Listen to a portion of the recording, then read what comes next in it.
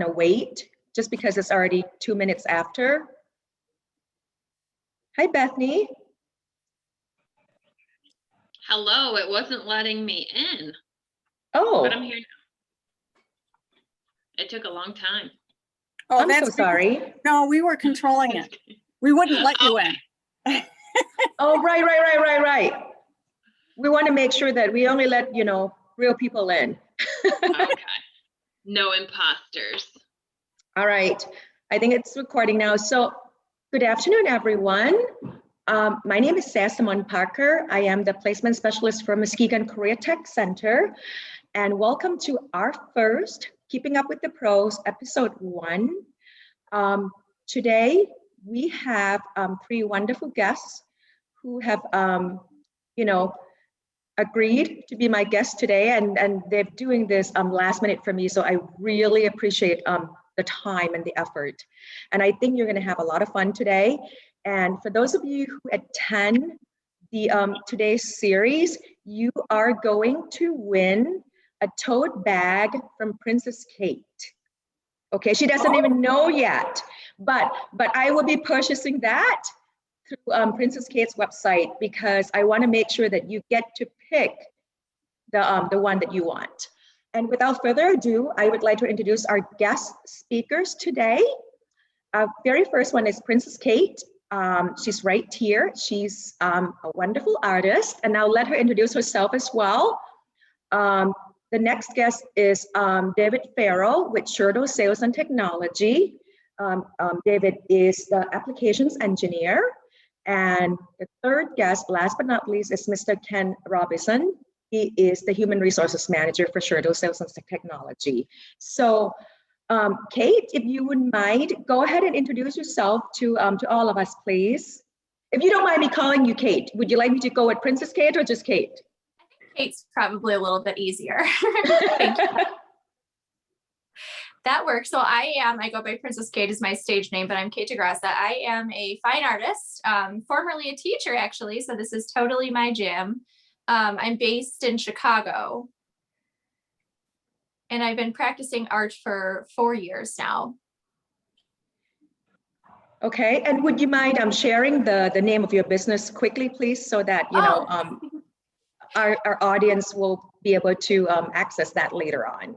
Of course. You can find me. I'm on Instagram and Facebook under Paw Prince Princess, PAWPRINTS, like Paw Prince, and then Princess. I have a shop on Etsy and on Amazon, and I also have my own website right now. So I'm just sort of taking up as much space as I can. I do a variety of pop-up shops around the area locally as well, where I'll hop over to a West Elm and sell some artwork and everything. I do a bunch of different offerings. I do family portraits, real estate and home renderings. I do all sorts of pretty little preppy florals and vases and everything.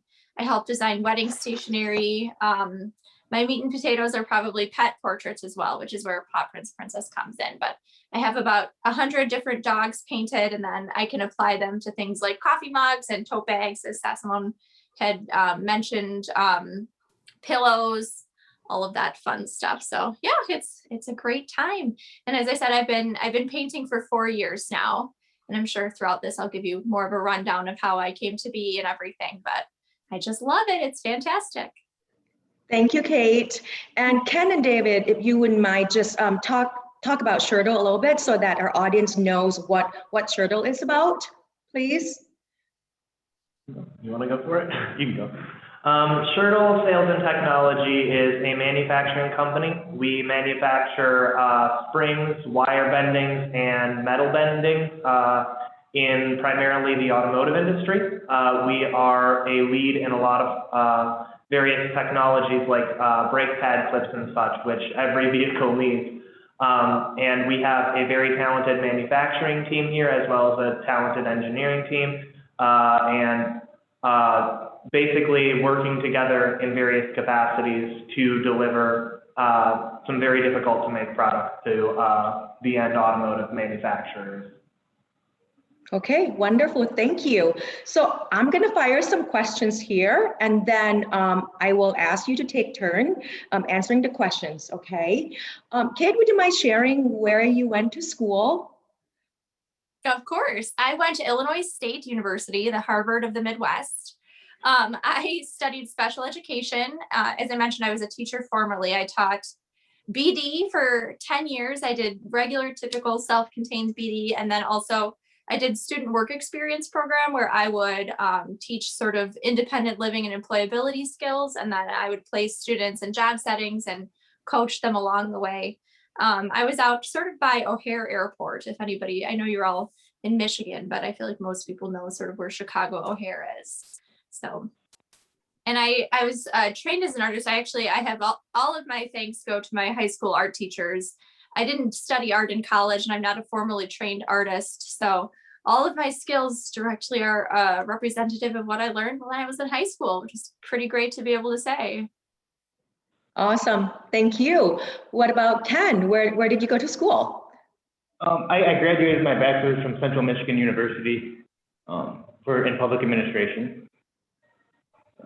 All right. And Dave? I went to college at the Milwaukee School of Engineering for a bachelor's in mechanical engineering.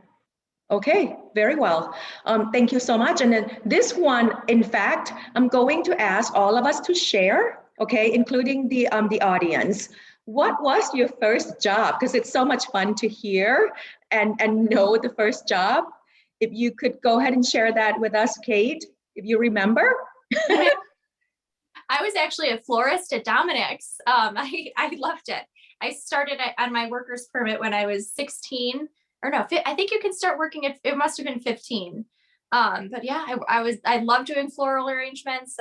It was of course an entry level position. So for the most part, it was a lot of cleaning and cutting and removing dead things. So, but yeah. Awesome, thank you. Dave, what was your first job? My first job was working during the county fair. I'm originally from Wisconsin, helping with admissions during the county fair and doing that. Did you have fun? Yeah, it was very interesting. It had some warm days out there. I betcha. And Ken, what was your first job?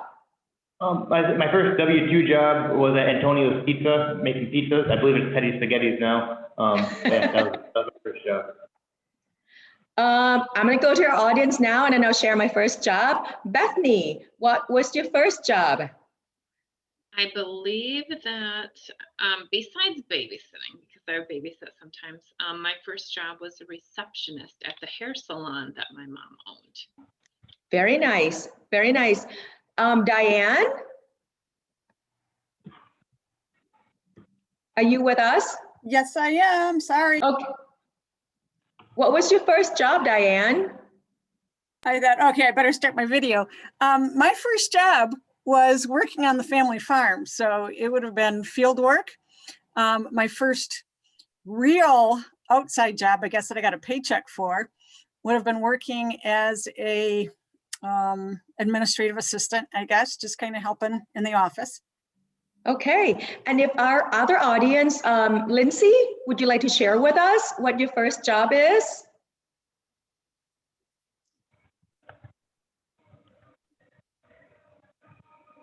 I don't know if she can hear me, but what about Christine? I guess I'm gonna move on to Tom. Mr. Ellis, what was your first job? I know you just came on and then I hit you up right away. Yep, so I caught on pretty quick. My first job was bagging groceries and pushing carts at Kroger. Very nice, very nice. For me, I know Bethany already knew this. My first job was I bake cookies and I send them with my sisters to sell them at their school.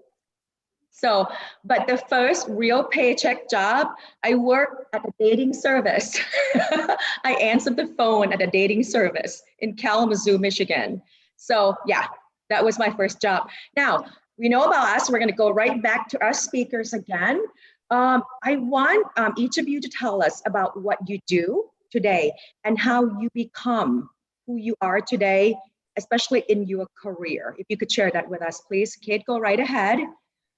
So I had, I'll kind of tell sort of my background. My husband is a physician. He's an anesthesiologist, and I was a teacher. And when he finally got a job and became a contributing adult to society, he needed to be able to live close to the hospital so that if he were to be called in, he could go in and then he could come home when he was done. My school that I taught at was an hour and 15 minutes away from where then we would live. And before we had children, I could make that happen. It wasn't a big deal. But then once the kids came around, spending 2.5 hours commuting in the car wasn't really a possibility. So I stayed home with them, and I had twins. They're 6 now, which is just unbelievable. But commuting back and forth for 2.5 hours was not really feasible. I also have my master's degree in counseling, so I would potentially move into that realm, but just with my husband's schedule and wanting to be home with the kids for the time being, I wanted to do something that would allow me to put them first. So I started painting more as therapy. I just really enjoyed painting. And as time went on, everybody started saying, oh, wait, can you do this for me? And oh, I'll take one of those and everything. And I just thought that I would check out Etsy and see what happened. And it took off pretty quickly. So day to day, I spend a lot of time painting, but I also do a lot of design on the computer as well. And let's see, what else did I get everything in that? That was You did. You did. I know. Yeah. I'm trying not to, I know you're all busy. I'm trying not to talk your ears off. So I don't want to repeat. No, that's okay. We have time. So yeah, that's true.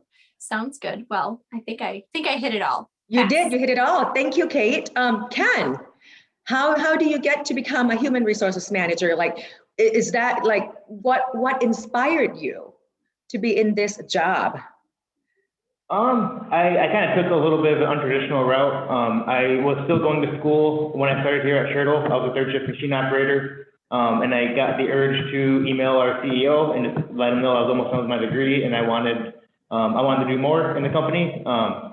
And 2 weeks later we had a meeting, and then they essentially offered me the HR assistant position, just because a lot of my schooling was HR related. And I had an interest in training. That was essentially what initially drew me to HR, was the training and development aspect.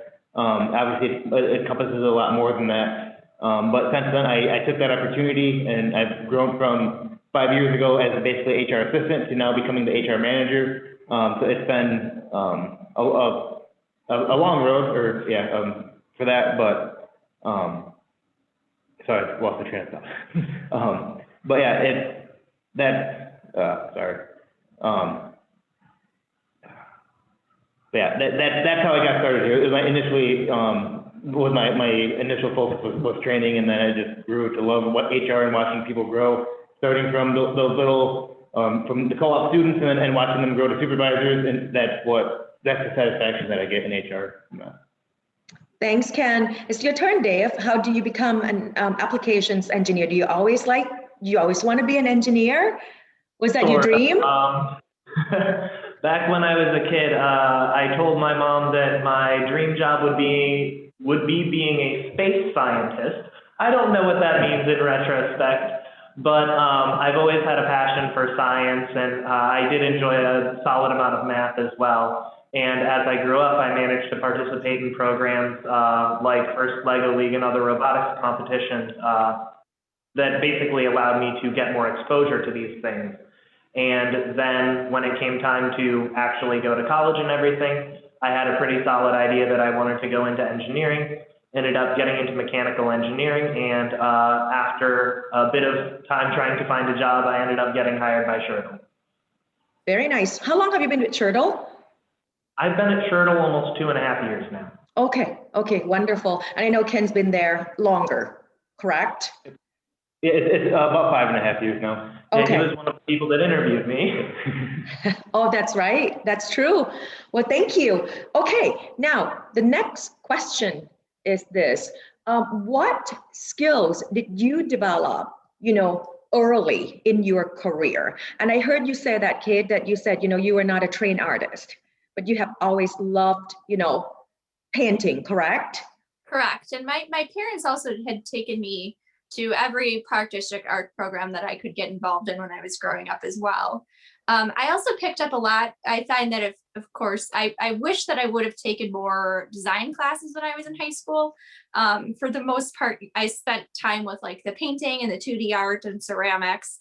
I did not take anything in Photoshop, and it was brutal because I have now tried to piecemeal everything that I've learned as I go, and it's hideous. Trying to learn Photoshop from scratch as an almost 40-year-old is insanely challenging. So just YouTube videos and everything. But high school could have really helped me out in that field. As you can hear, my kids are yelling for me. I'm sorry. That's okay.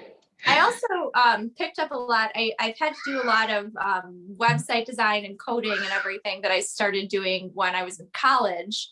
And just learning sort of how to use the technology as a teacher. I learned a lot of, we were a Google school, so I had to do, I'm sorry. No one's being. No worries, no worries. Two of them, so there's lots of. We're in the Zoom, era now. We hear a lot of different things, so you're good. Of course. Don't feel bad. Yes, but a lot of web design and coding and everything came through when I was becoming a teacher as well, because we spent a lot of time doing those sorts of things just to carry out our job. So I'm going to go. Thank you. I'll mute myself real quick. Thank you, Kate. Ken, what skills did you develop early, in your career? I think patience to start, and the ability to adapt to changes. I mean, you come in with your plan for the day, and then it gets completely changed due to whatever's happening with the employees. If there's an incident that day, then that's what you drop what you're doing and you tend to that. So I mean, that's a skill that I'm still working on. But that, and then just compassion. There's still people too. You have a business to run and money to make, but it's people that make that money for you. So having that compassion to remember that when dealing with those difficult situations, yeah, probably one of the better skills or most critical skills that you would need, I think. Thank you. I hear a lot about more of the I'm going to say more soft skills, right? As far as your job goes, because you're talking patience instantly. And it was so funny because I was just about to mention that and you said it right away. So that's really, that I know how important that is. And Dave, tell us about your. I'm gonna give two examples because overall, especially when you're entering your first industry job, there's obviously a lot of things that you have to pick up on for the first time. One of those big things is communication, just figuring out the best ways. Each person communicates differently, figuring out the best ways to communicate with your coworkers, and then the best methods of communication that you can use for people that you don't know the styles of, to make sure that your point is at least understandable, or you make yourself available to clarify various things if you're not able to originally.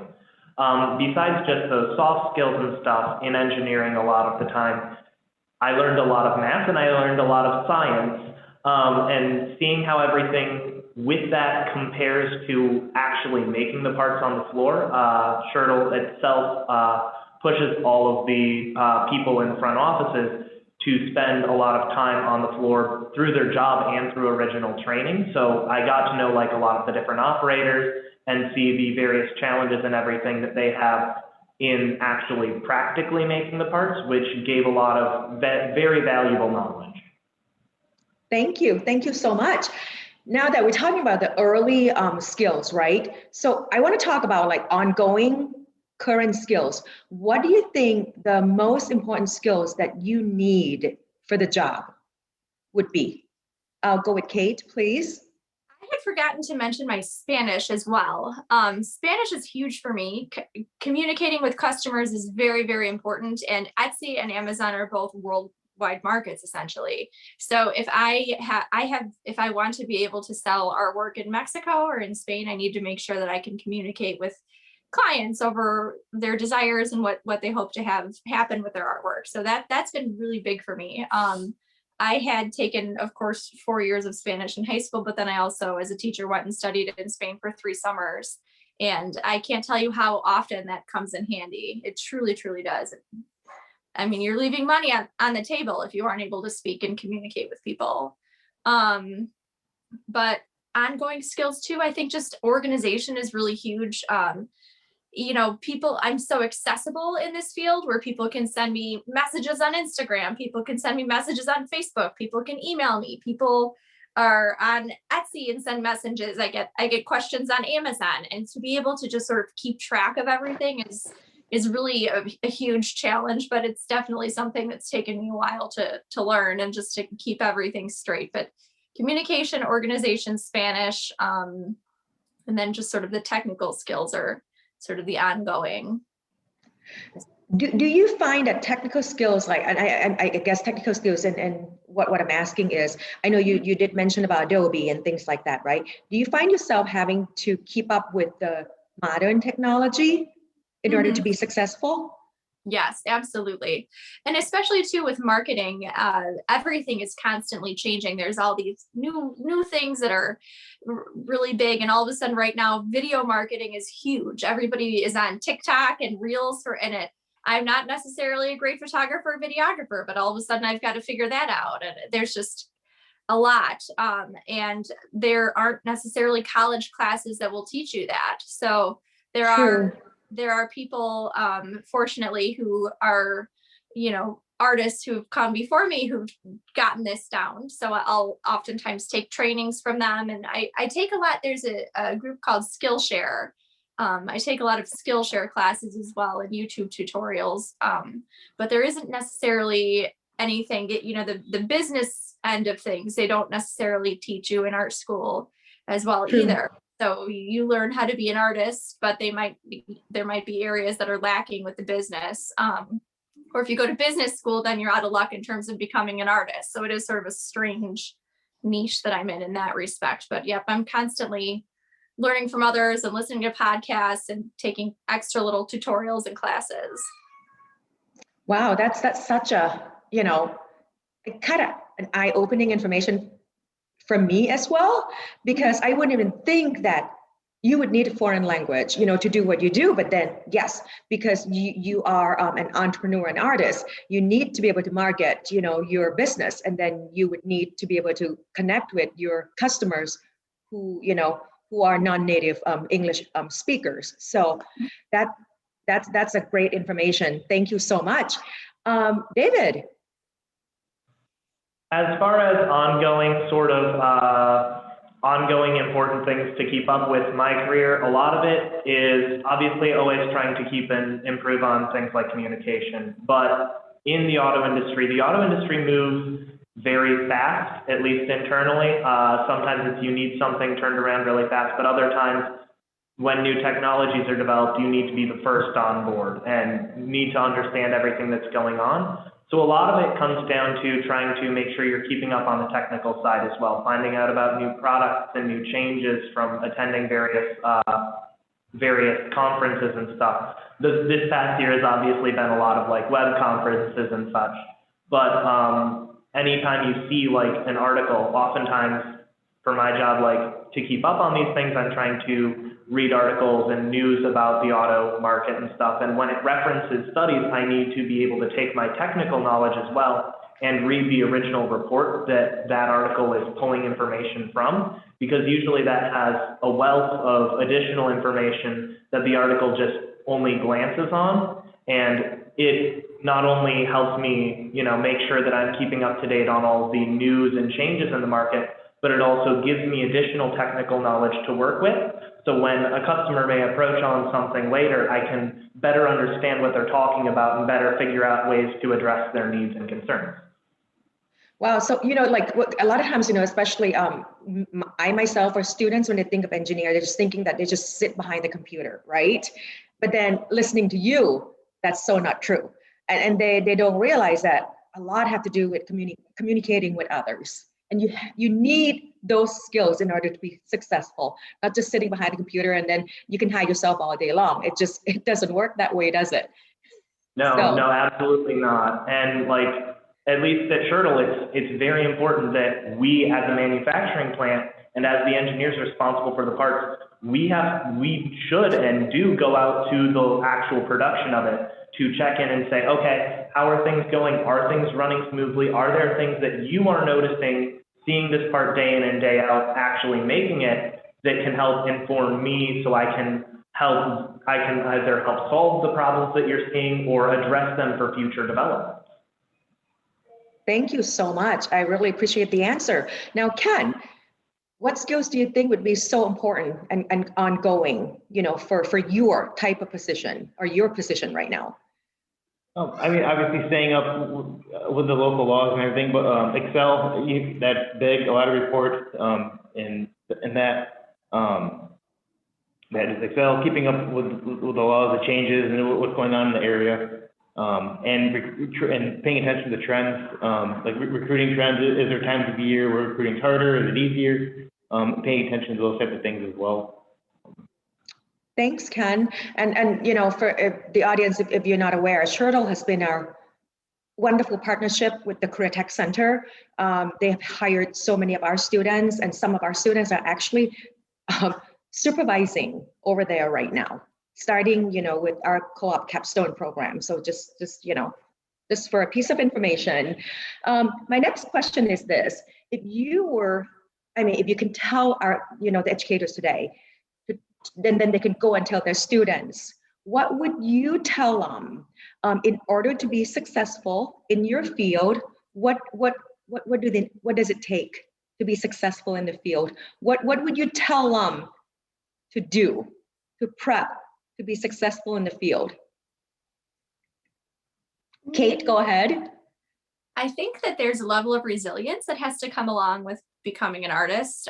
You really kind of have to throw spaghetti at the wall and see what sticks. And sometimes things go really well, and sometimes things don't go so well, and you've wasted time, or you've put something out there into the world that nobody wants. So I think you really have to develop a thick skin. I think that's something that I think you just can't reinforce enough. Let's see. Oh, I have to think on that one.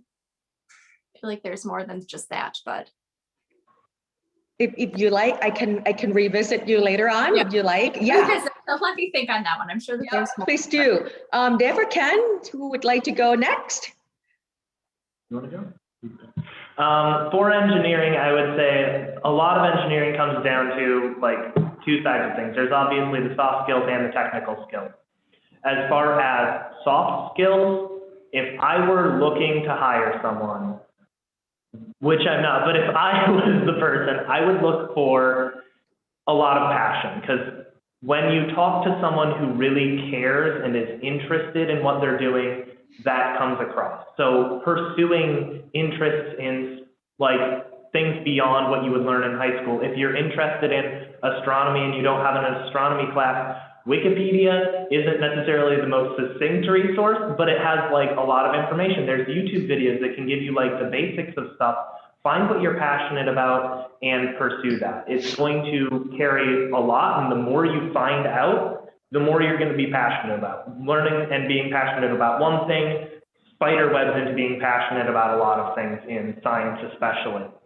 As far as the technical side, if you are passionate about it and want to succeed, you really need to, honestly, math and science are your two big things. You're not going to make it as an engineer if you aren't capable in doing both of them, because it requires a lot of both.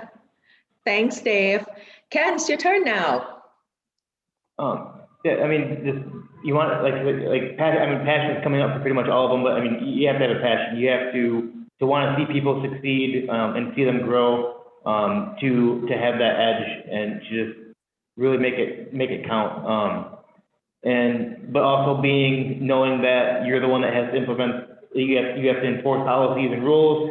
So you're also going to be the bad guy. It's not all fun. You have, while you're watching them grow, you also have to deal with the hardships. It's kind of like being a parent almost to 150 people in a way. I mean, it's because you're watching them grow. You have to tell them when they're doing good and when they're doing bad.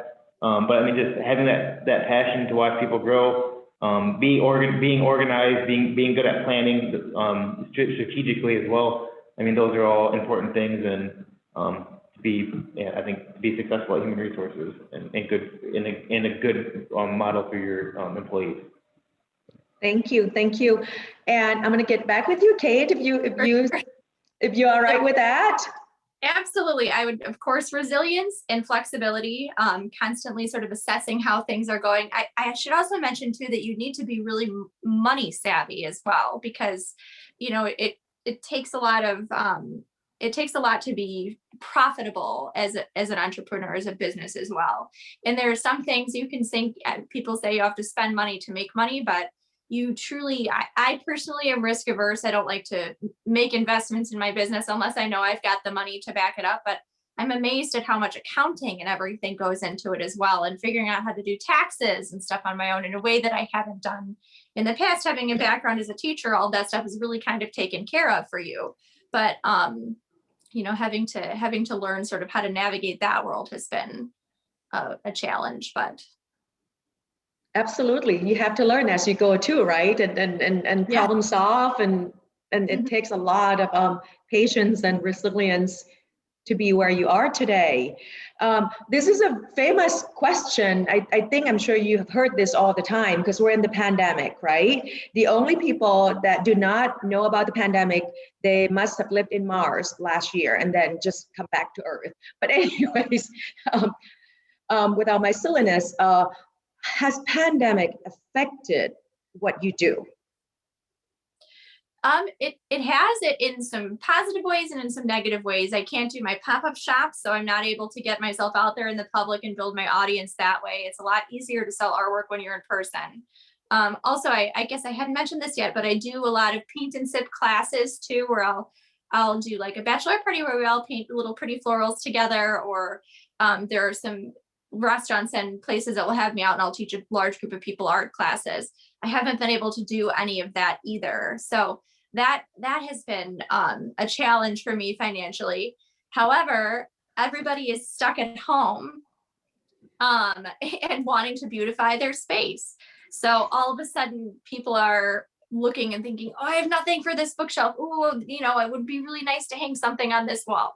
So all of a sudden being in the home decor field is pretty fantastic, because I have a lot more work on my hands than I would have originally, I suspect.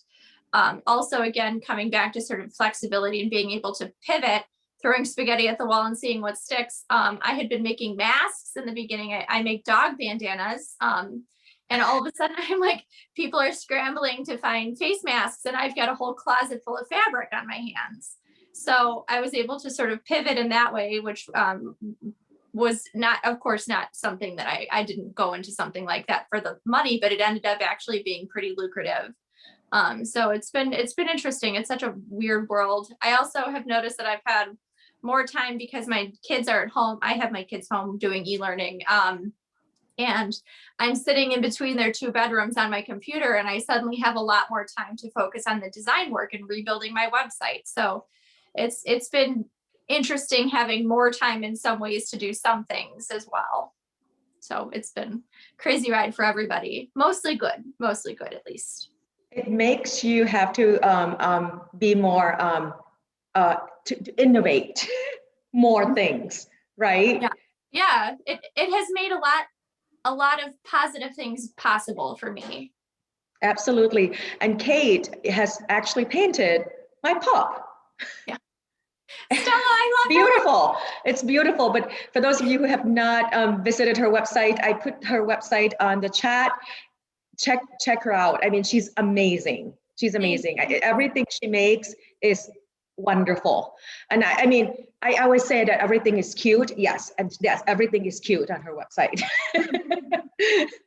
So you're welcome. David and Ken, what would be your answer? Well, I mean, it obviously it's had an impact on us. It shut us down for about 2 months. But it's obviously a lot of rule changes. Everyone has to wear the mask now, so it's combating that.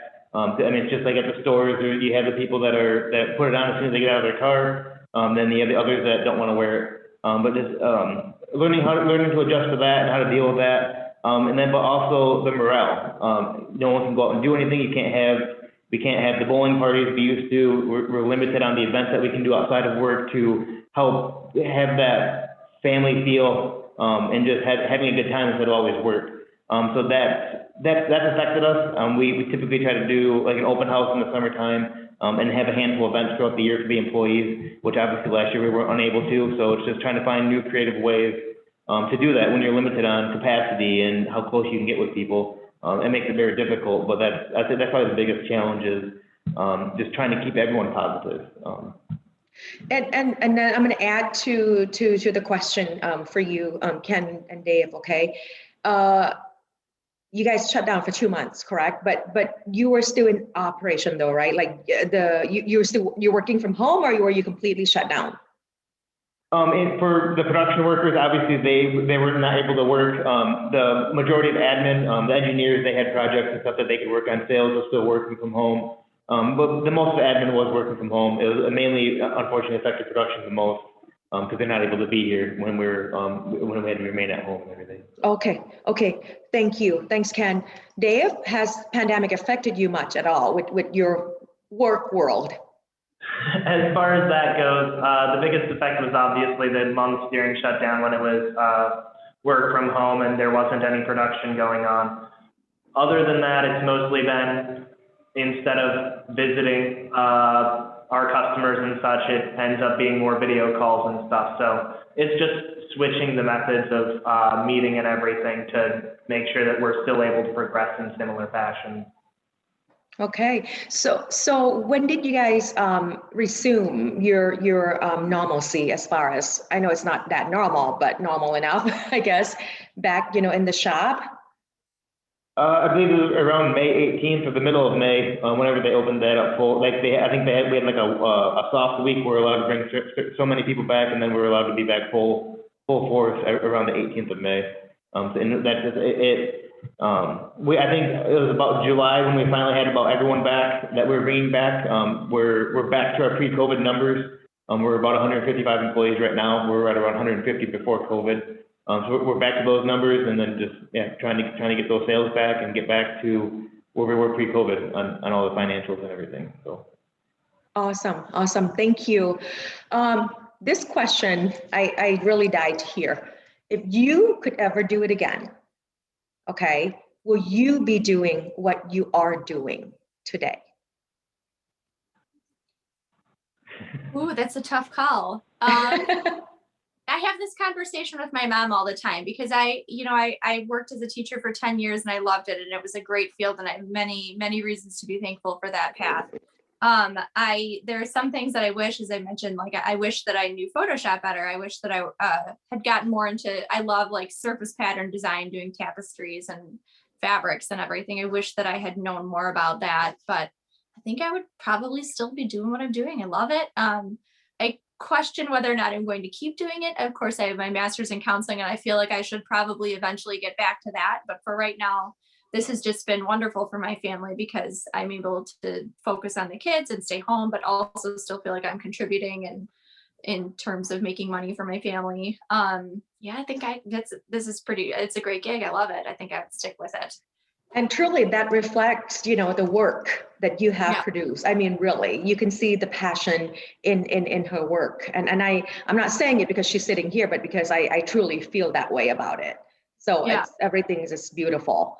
And I love the people that I work with too are just the best. I think that it's so much fun. Everybody, for the most part, that I deal with are people who are going through exciting times in their lives, or people who have dogs that they love, and people who have dogs that they love are pretty much just the best people. So it's a good time. Awesome. Thank you. I noticed that you do some charity works too. Yes. Correct? There's the great opportunity to do some good as well. In Chicago, we have a lot of wonderful rescue organizations too. So I've been able to be a part of events and fundraisers and help bring awareness to that as well. And there's the possibility, the ability to do good. And that's just, I couldn't ask for anything more than that. Of course. Yeah. Thank you. Thank you so much. David. Would I be in engineering? Absolutely. As far as some of various things earlier on for how exactly school went, I would change some things. Part of this is it may be a bit oversharing, but I had some pretty serious depression when I was going through college. Being able to look back on that and take some of the things that I learned for how to treat myself and how to deal with these tendencies I have would have made my time in college a lot more pleasant.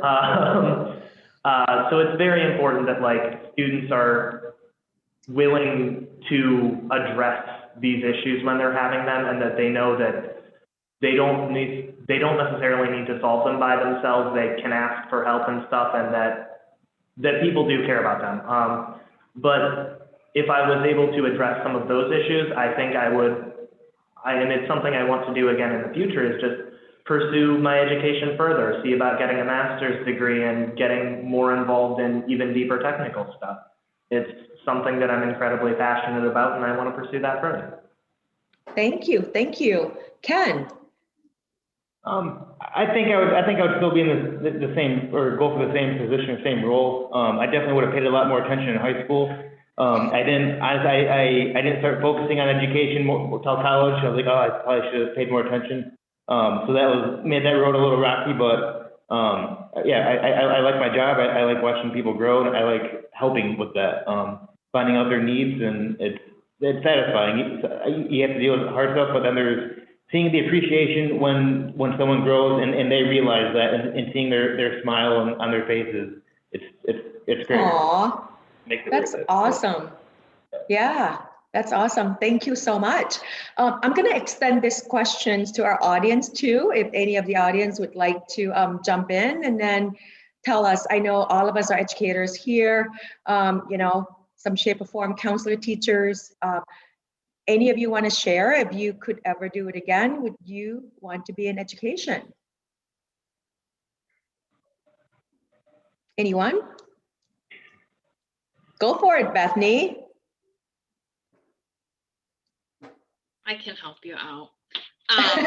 First of all, as a counselor, David, I want to say thank you for sharing that piece, because that is important for students to know, and we're like working so hard to change that stigma around that. And so thank you for sharing that. And that's how that happens, with people sharing, right? And making that normal. So thank you. I appreciate that. I've pretty much enjoyed my career path. It's been kind of, I went from being, I thought I was going to be a psychologist, and then I decided I didn't want to go to school for that long. So I went to be a teacher. And then I realized I have to get a master's degree anyways. So I got my master's in school counseling. So I taught for 10 years, did the career development thing for a while. And now I get to be a counselor. And I don't think I would change that, actually. I learned a lot teaching that has been so beneficial for counseling. So no, I think it's been good. There are obviously some things I would have changed along the way to make it a little easier, but then I wouldn't be where I am. So no, it's been good. Thanks, Bethany. Any other take? No, Mr. Ellis? I know you've been smiling. I know you want to say something. That's why I call your name. I know. I'll chime in. If I weren't a teacher, I would so when I grew up, I wanted to be a scientist. That's what I said all the time. So I actually started in college pursuing engineering. And if I'd known, I don't know, I'm still interested in that career field and that interest. And so when we have, you know, all these opportunities to visit places where manufacturing is happening, I get a huge smile on my face when I get to go see CNC machines and see the spring forming machines and see all the technology, and I love it. So I would be in that line of work if I weren't in education. Okay, Shertle, you might have a prospective employee. So anybody else? I will say that I miss teaching a lot. I really do I miss the camaraderie, I miss the students and everything. So I know that I'm where I belong right now, but it's a wonderful job. It's a rewarding job, isn't it? At the end of the day. Yeah. Yeah. Ms. Bray, I know that you wanted to say something. Go right I was ahead, going to say, please. you're not getting Mr. Ellis. We won't let him go. But no, I actually did the whole thing backwards. And so what Ms. Kate was talking about is, doing her entrepreneurship and after her teaching. Well, I sort of did the other way around. I did all the business experience and some semi stay at home with the kids' mom until my oldest went to college. And then I went back to college and got my certification. I already had a master's or bachelor's degree. I just had, I was going to be a food scientist. And then I got distracted, did some other things, but got my teaching. And so I've been a teacher now for a lot of years. And would I have done differently? I don't think so, because the amount of time that it takes to do teaching, I wonder how people with kids at home actually get it done. There's just a lot involved, but it also, I think, brings a perspective of a lot of the things that the other people have talked about. Is I have experienced working in business. I have experienced being running the HR and payroll department. I have experienced customer service. So I have those kinds of experiences that I can talk to my students about. And so I just really like being able to do that. Thank you so much for sharing. This is, I love to be able to hear from the audience. And I know speakers probably just like, you know what, I want to hear from the audience too. So I hope that this will benefit, every one of us.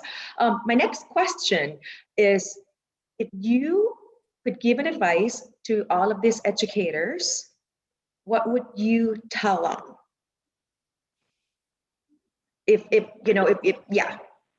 What would you tell them, like to prep the students again, advice that they could give to their students?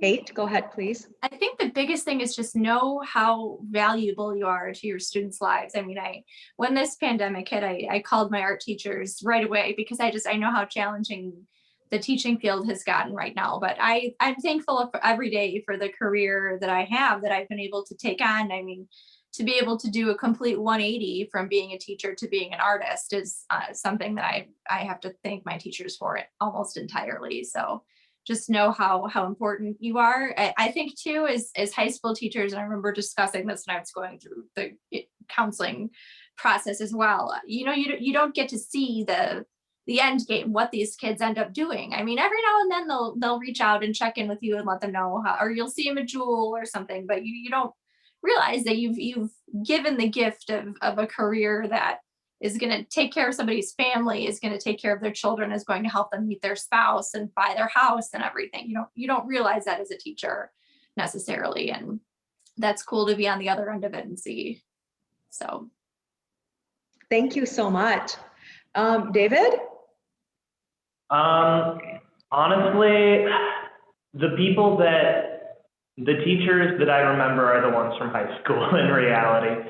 And part of that is because they were in college to some extent. There's a lot of stuff to go through, and it's a lot more impersonal.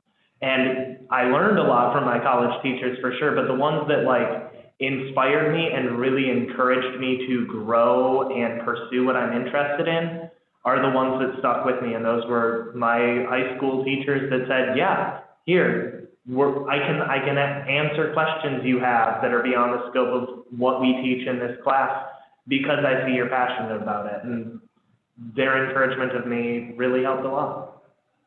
Thank you. Thank you so much. And Ken, any advice?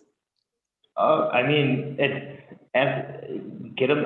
probably dealing with the same thing that teachers deal with, getting them to ask questions. Raise their hand if they're not sure. It's something we deal with quite a bit, and it's a little frustrating sometimes. It's just let us know that you need help. We're more than happy to help. That's what we're here for. It's what our jobs are for. So just ask. But then I'm sure that's a similar struggle that the educators have as well, just trying to get those teachers or the students to speak up and ask questions. And it's I don't know if it's because the fear of looking stupid or something, or just. Or thinking it's a bad question, but just ask those questions, because you're not going to get in trouble. It's to help you. I agree with you. I think sometimes people are intimidated to ask questions, or they're afraid that they're going to be perceived that they're not intelligent enough to ask questions. I think I myself, I'm guilty of that sometimes because I'm afraid to ask questions because, gosh, my question might be so not so intelligent. So I might hold it, it happens all the time. But I would probably do the same thing with telling, anyone, ask questions if you don't know. If you don't know, you got to ask. So, all right, I'm going to open the floor, my large floor here, to the audience to ask our speakers. If you have any burning questions, please do. And I really want to hear your questions.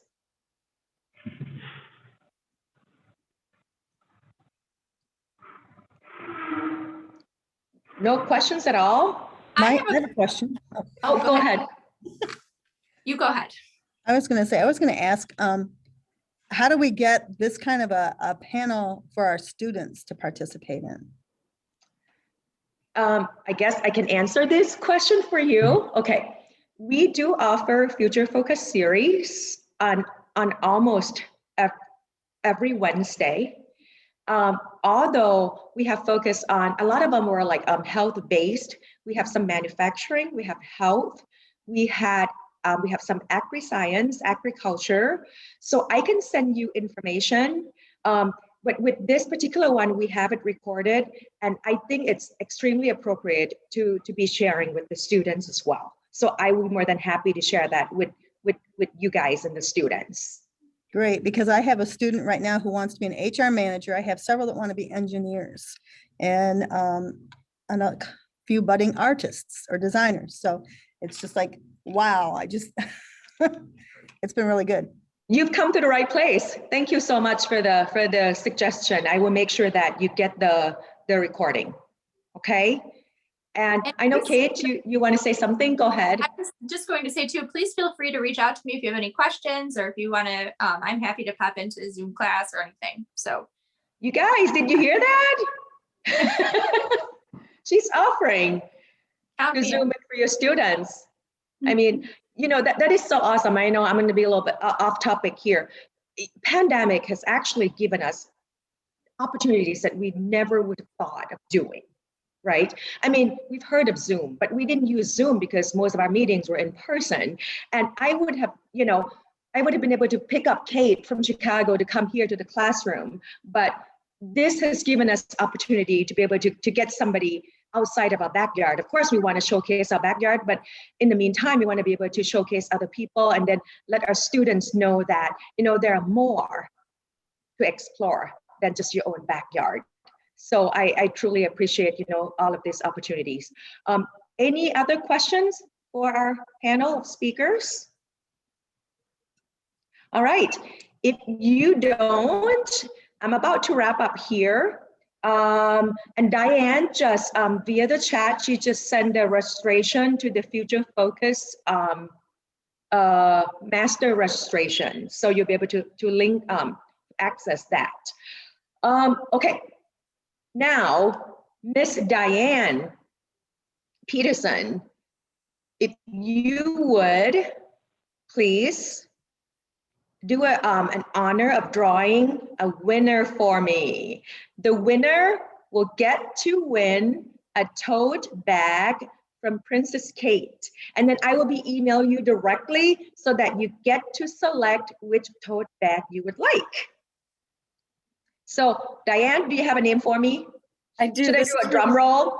Yes, this is really fancy. I have all these little slips of paper. My noise machine is gone. I don't know where I put it. I have a little noise machine where I push it all the time to drive people crazy, especially people in my office.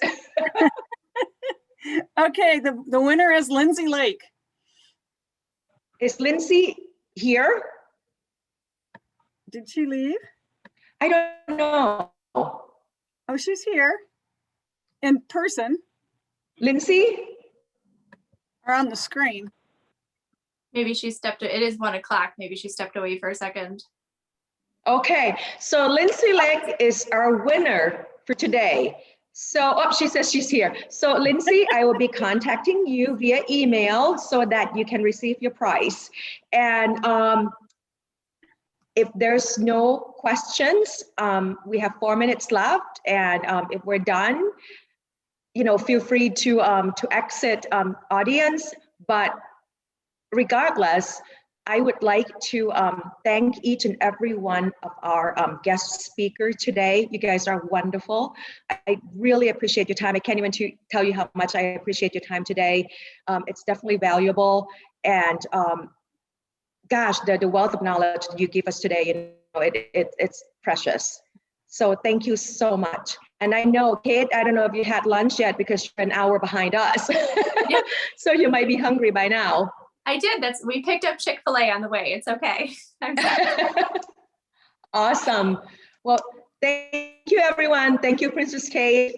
Thank you, David, and thank you, Ken. We really appreciate you and look forward to seeing you again at our next series on April 22nd. And I will have surprise guests for you as well. Thank you. Have a great day. Thank Bye-bye. you. Thanks.